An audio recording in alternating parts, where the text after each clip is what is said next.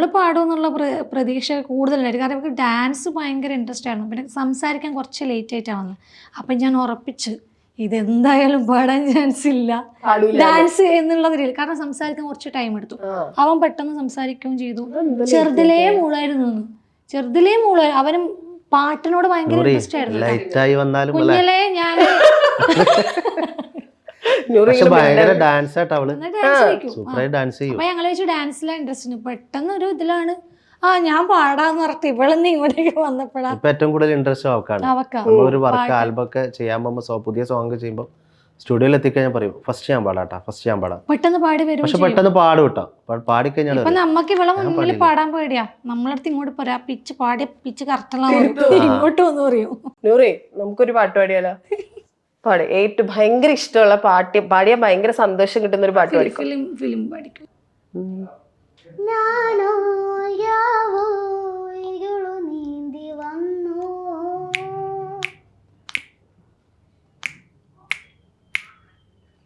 ആരും കാണാതകലെ കാത്തു നിന്നോ,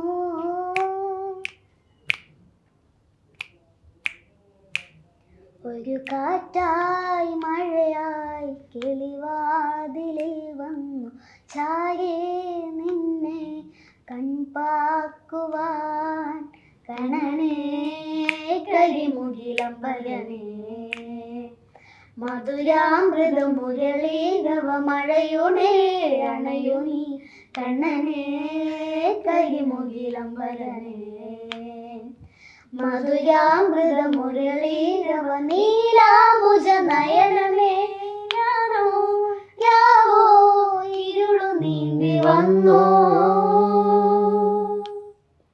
ആരും കാണാതകലെ കാത്തു നിന്നോ. ഇത് ഓട്ടോമാറ്റിക് ആയിട്ട് സംഭവിക്കുന്നതാണോ?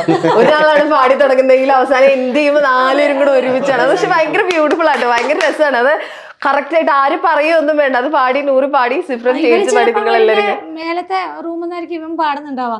അത് ഇപ്പുറത്തെ റൂമിലേക്ക് അത് പിന്നെ കിച്ചണിലേക്ക് വരെ എത്തും.